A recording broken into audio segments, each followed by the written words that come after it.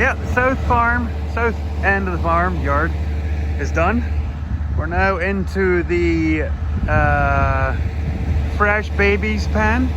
So yeah, when the cows calve, they come to this pen with the babies and then get sorted, and then they'll move back to the middle pen as they get older. So yeah, this is for the new babies. Henceforth, that's why there's a shelter there and there's a shelter there. So, handy tip of the day, Piper Duck. Did you all know that needle nose pliers, which I always carry, needle nose pliers and a flathead screwdriver in my pocket. Oh yeah, that's the whole thing. What do you carry in your pocket, your daily pocket? Needle nose pliers with the cutter, flathead screwdriver, and I always have a blade of some kind because I always keep the break-offs from my Alpha. I keep one in my pocket.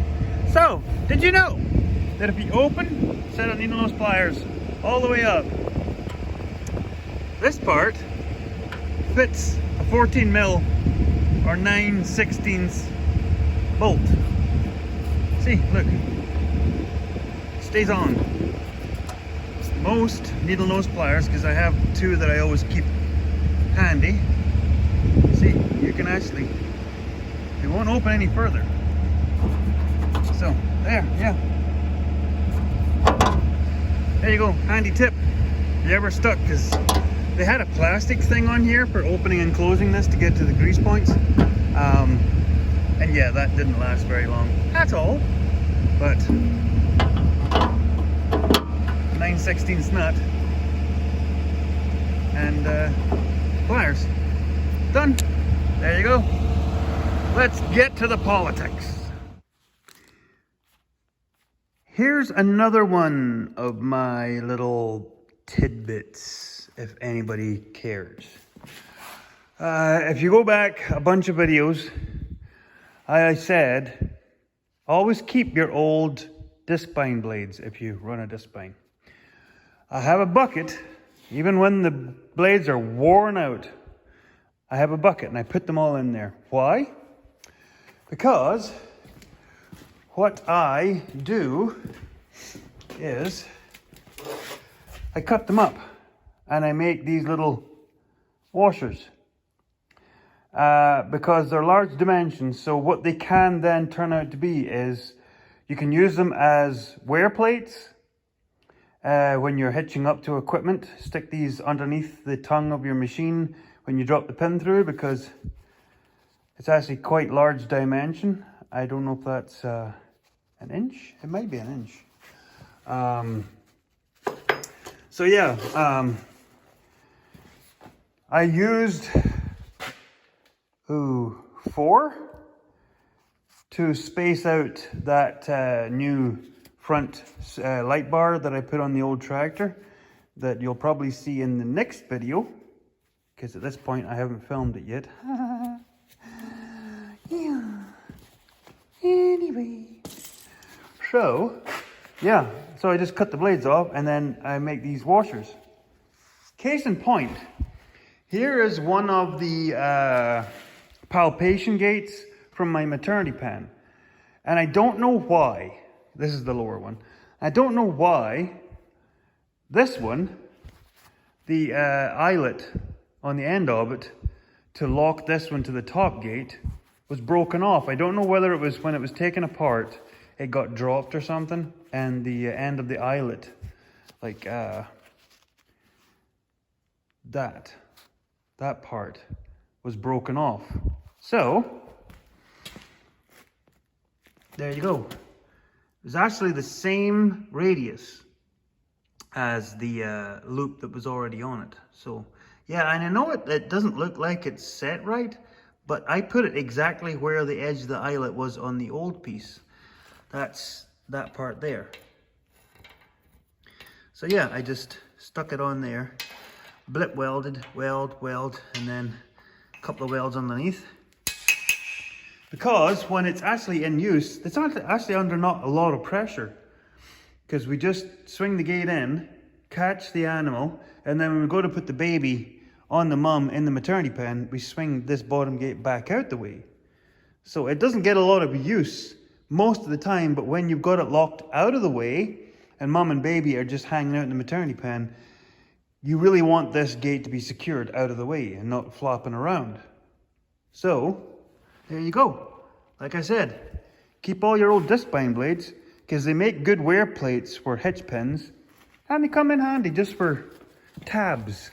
We'll call them tabs. So yeah, handy tip number 26 that nobody will ever need. Anyway, back to that thing. Oy, oy, oy, oy, oy. I'm still no a fan of John Deere there, guys. Really no. So, I got them hard lines ran back down under there. And I tell you, they could have done a better job. So, there was, I think it was this one, that had like a foam liner on it, and it was wore through anyway. So I took it off. So I've tried to space these lines out best I can, but there's only one way they'll actually go back in there, because believe you me, I've had these pipes in and out of there about half a dozen times, which is not fun considering there's 3 of them, and they're in 2 halves, each of them, going under there, linking up to their respective lines. So yeah, that was fun. So this is the only way I know how. So basically, once all the rest of the tractor goes back into position, I'm going to put wraps on certain ones to kind of hold them apart, because right now they're actually sitting on each other. I had toyed with finding someone to make up a whole bunch of new lines, because as you can see, some of them have been repaired and some of them have some questionable dents and wear marks. But at this point, I need this tractor back pronto. So, on to the next stage. So, next will be nose cone and tank, and then slot the radiator and all the other parts in behind it. So, yeah, that's what was in behind this. So this is, that is some solid metal. See, I thought it was actually cast. The way it feels like cast, but it's not. Because you can see there's actually plates. So they bent it in and then they've plated it and welded it. But that's heavy steel. But there was a whole lot of that stuff. There was a whole bunch of rust down in behind there. So that was that there. So I ground it back, chipped off all the plate rust, and then gave it a quick light hammer with the grinding wheel just to knock the top off of it. And then I had a tub of old engine oil, thick, old, nasty engine oil, and just painted her on there as thick as possible. So yeah, it'll help. So up there, and then that goes in, and then we'll start to look like a tractor again. Oh. Okay.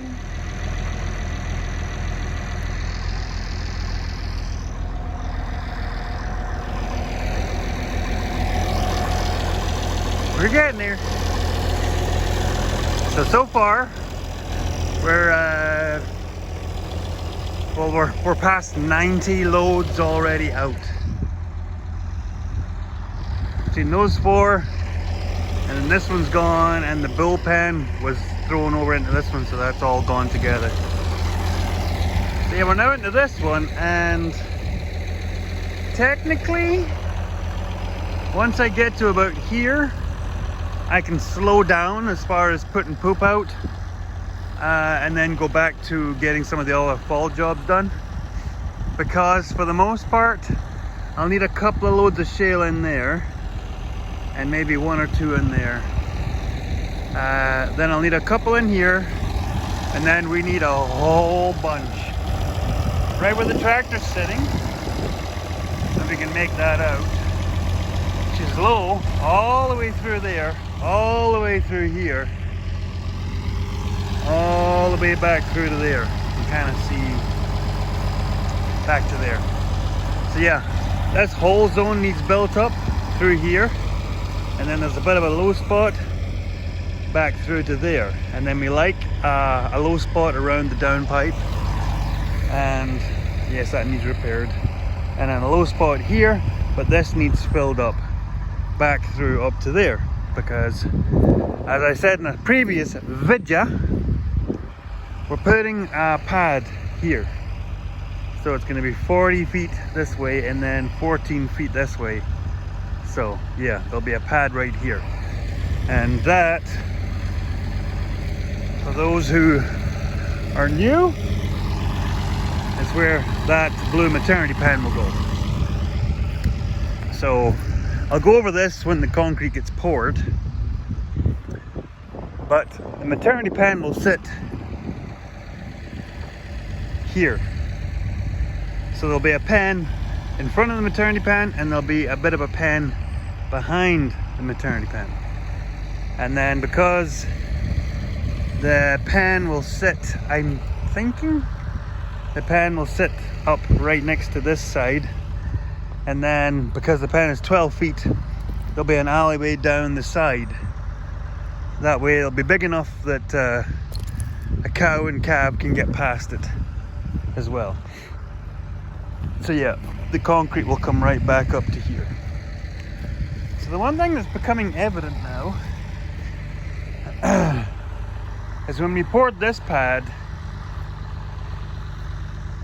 we did as good as we could, and for the most part it is around about that 6 inches thick, but some spots it got thinner, and some spots we didn't get the right packing underneath the concrete, because as you can see, some of it has started to break away, and as you can see, that's not 6 inches thick, that's closer to 4. And 4 inches is fine for what this pad will be here, but not for here where tractors are coming in and out. And we do make sure every year when we're doing clean out is we pack shale back up against the concrete.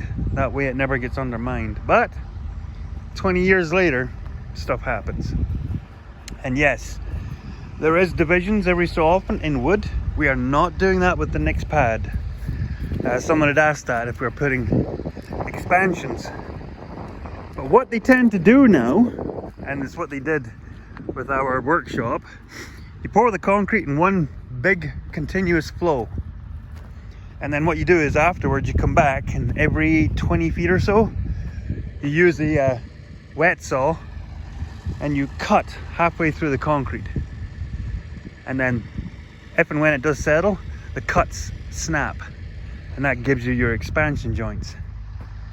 Mr. Moody standing there by himself. So yeah.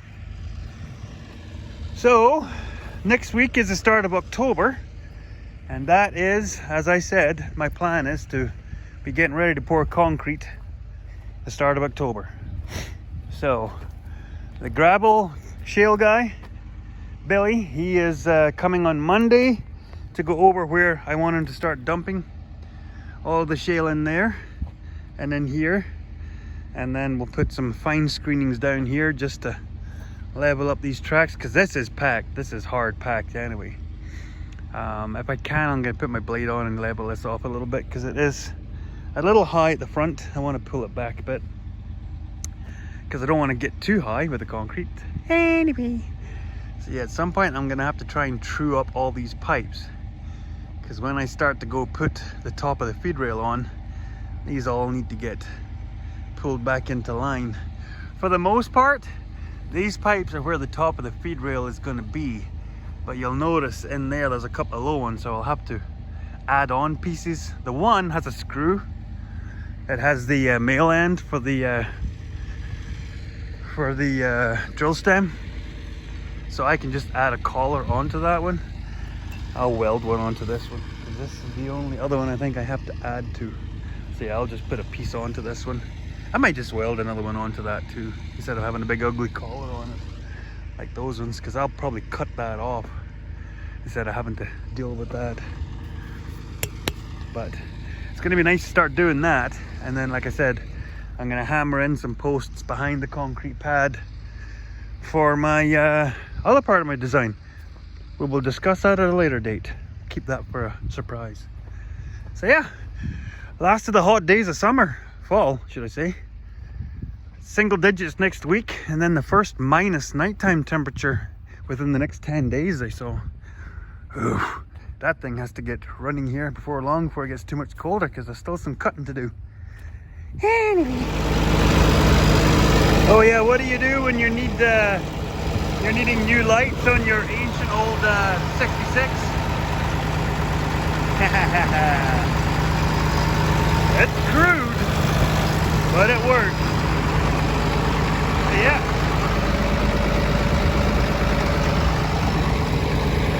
Some will notice it's a piece of a John Deere disc gang, one of the brackets. And then there's two of those square washers you get from like the hydro poles. You get a whole bunch of them.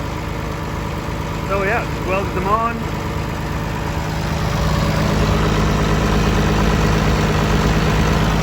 There's the disc bind blade spacers. And then I had that little light bar left over from a project, so yeah.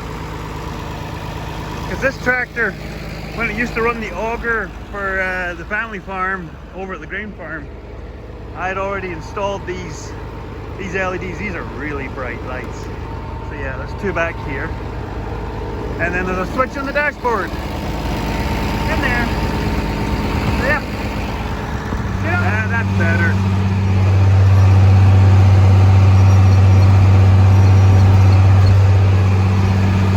Yeah, when I get to about 100 loads, I usually like to clean the beaters off. Because by about 100, what little bits of net wrap and stuff that is in the bedding in our pen, it's starting to wrap on the top beater. The bottom one's never usually very bad. Top one, it was about half plugged. And yeah, usually when you get to it being about half plugged like that, it's not doing just the spine job. You'll get a lot of chunks and stuff. See, like there, more chunks. So yeah, I usually pressure wash the beaters off as pretty good as I can, at least one strip, and that'll let me get in there with a knife. And yeah, it takes about an hour, but it makes a heck of a difference. And yes, I did wash my windows. It's so dusty here. Like, we are so dry. Like, you could drive right out through those sloughs right now. They're bone dry.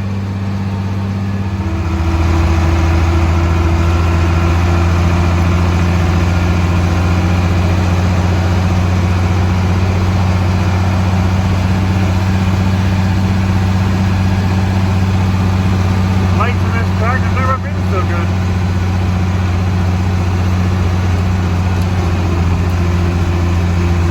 Like, if you like candles, I suppose they were alright before.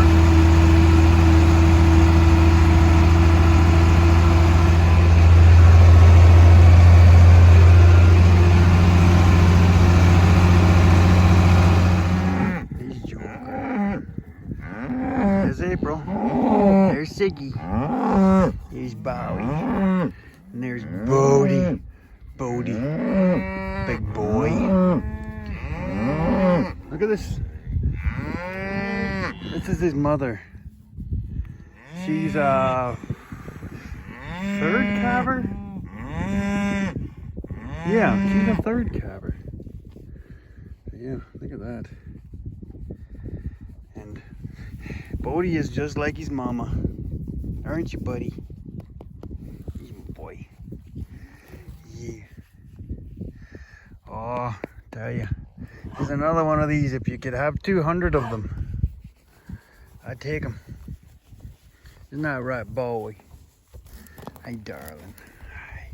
Then there's Shiggers. Shiggers, have you gone feral, darling? No, you're kind of, not really. It's not very bony, yeah. So people can't understand. Yes, he will go to market. But we care for our animals. And yeah, we raise them. They have a hell of a life while they have it. That's right, buddy boy. Yeah. Yeah, you won't often get steers like that. But like I said, he's not far chip off the old block of mama.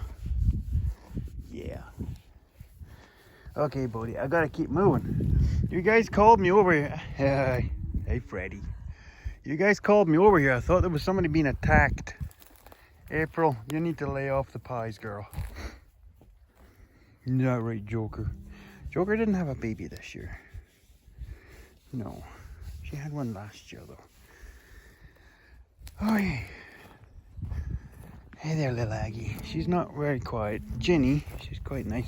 You can only pet her when she's in the corrals. You can't pet her out in the field. Then there's Ty.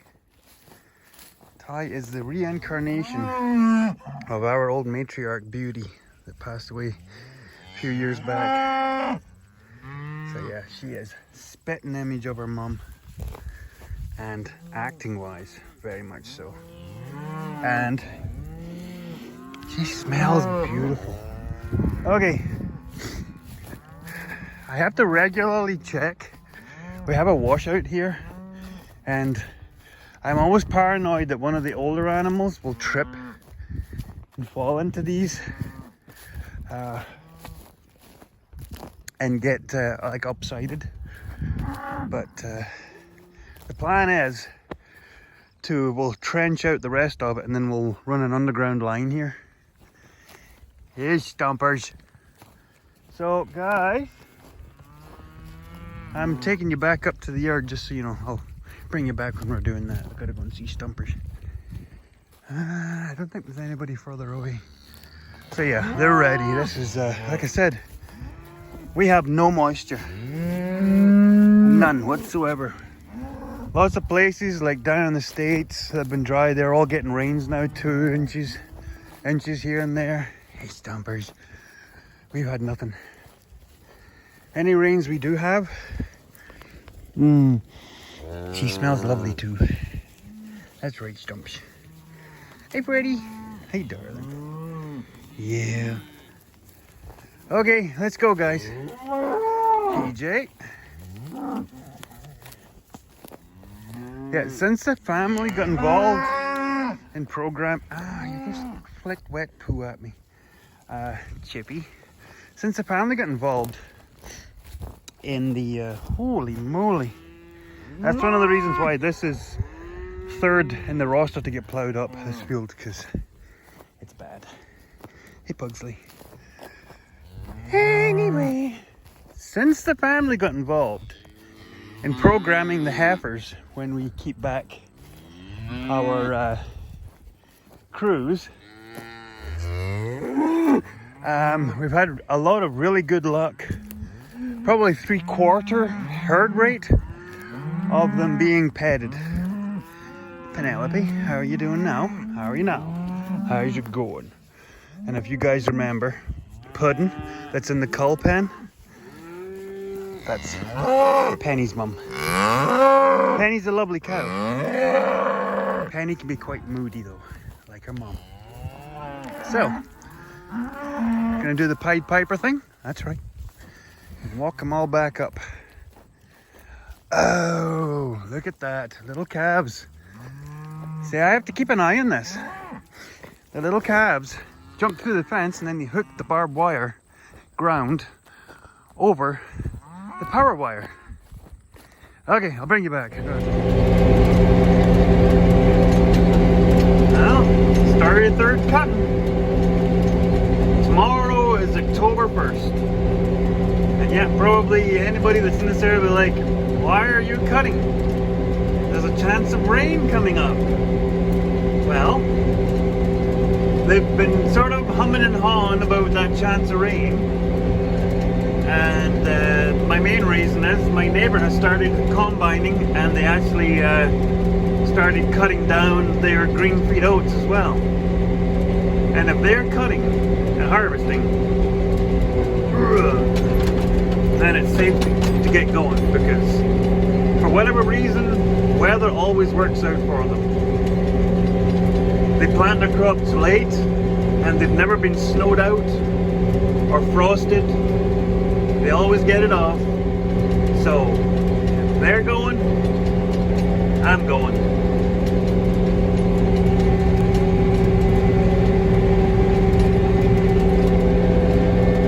Let's get going. A steaming pile of politics. It's not that close to Halloween.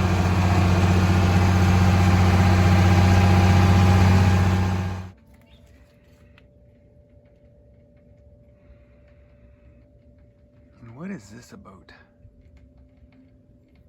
These stink bugs. They're everywhere.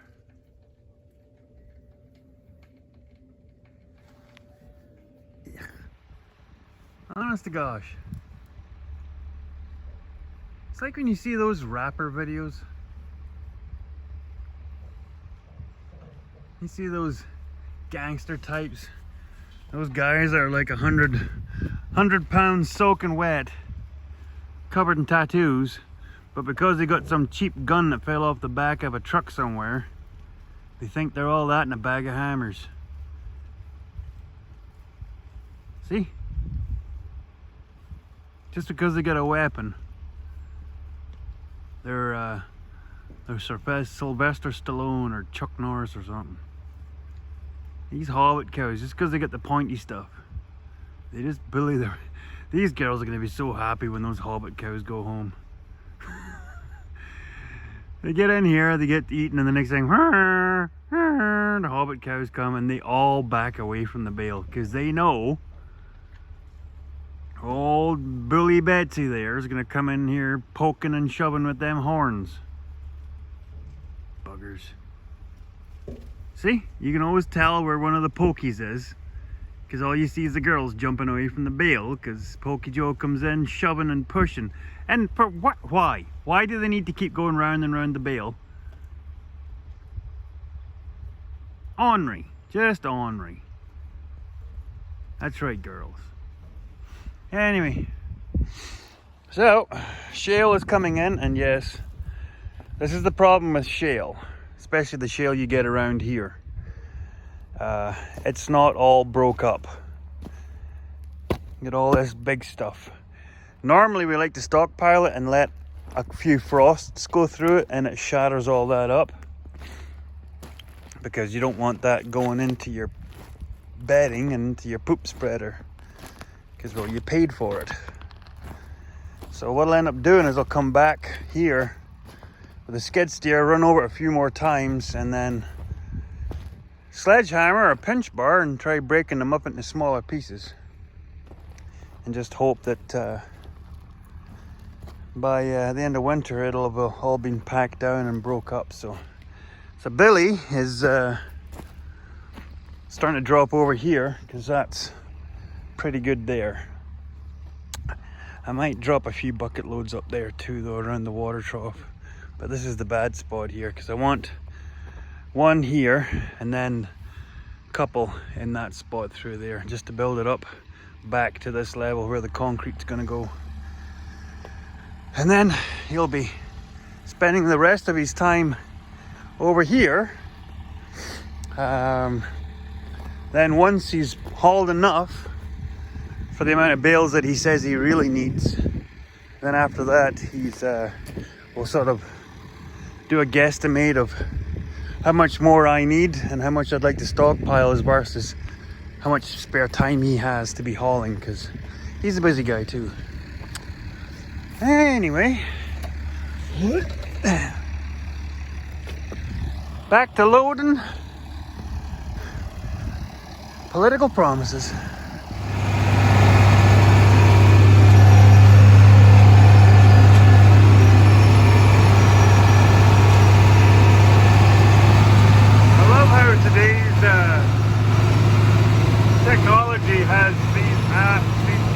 program field mapping to tell you where you need to put your fertilizer.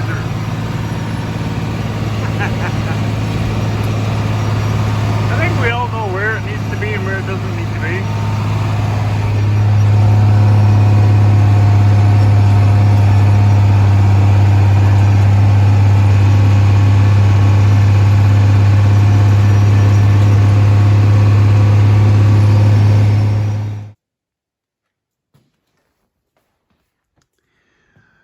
Well, she's on wheels.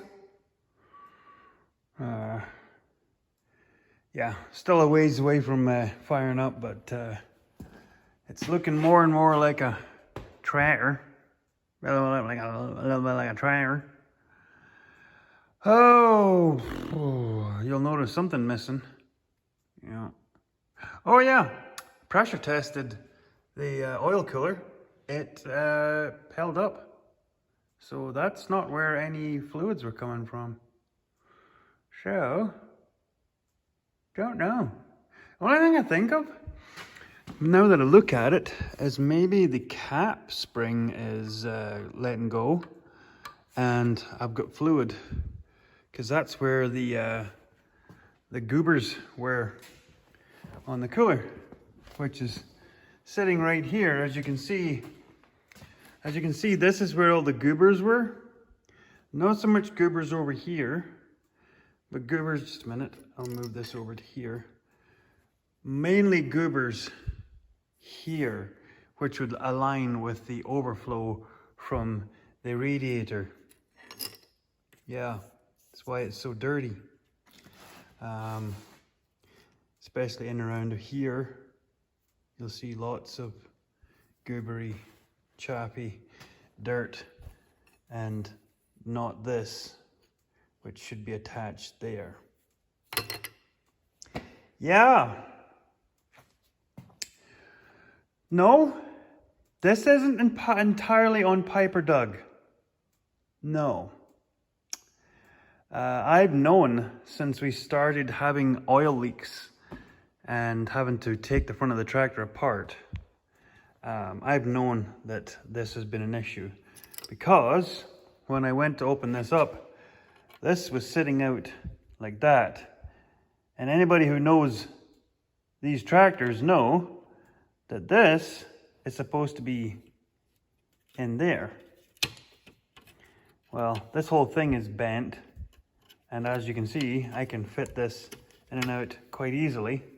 And it's not supposed to be. It's supposed to be clamped in buggery hard. So, this has been in a complete and utter shambles. So,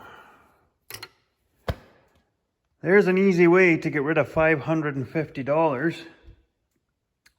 Yeah, that's what a new one of these from John Deere costs. Now, I know I could probably find an aftermarket company has one for like $300 or whatever, but at this point, I gotta go with genuine John Deere parts because I don't know well enough to keep well enough alone. And we're gonna run this through with the insurance, and if insurance says anything, we'll eat the cost. Because I don't know whether you could say, well, the shock of the crash snapped it. Because when I went to start putting this back in, it was doing a little bit of hissing. And then it stopped. So I don't know if this thing has been leaking the whole time. Because there was hardly any gas came out of this. Honest to poop. So, yeah. So that's another lovely job. I'm going to have to put this back together, and then I've got to take it over to our local shop over to go and see the mighty Dennis and have him recharge it for me, which will probably be another few $100. So that's fun. Yeah. But AC is rather important. So, where are we at? Odd, small odds and bods. The one big one is I need to make up new hoses for the steering. Because these hoses go to there. Actually, those hoses, where did they go? Stuff just keeps running away from me. Oh, there they are. You probably saw them in an early video. Oh, these are what those hoses fit to the axle. And as you can see, they got stretched to buggery. And apparently from John Deere, these little buggers here are 90 bucks a piece. Yeah, that's what I thought. So I'm just going to get our local hydraulic shop to make up a pair of new hoses, a little bit longer, with the fitting for the end of that. So that's that.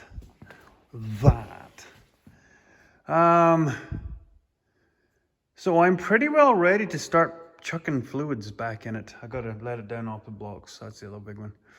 But so I got to fill it with coolant and hydraulic oil and start checking for leaks. So, yeah. I think that'll do for this week. It's time for this thing to move. So yeah, hope you all enjoyed the video. It's all over the place. I have no idea what this video will call it, but it'll be something interesting, no doubt. So, I hope you all give it a thumbs up. If you haven't subscribed, get that a done thing. And we'll see you on the next one. And it's goodbye from me, and it's goodbye from them.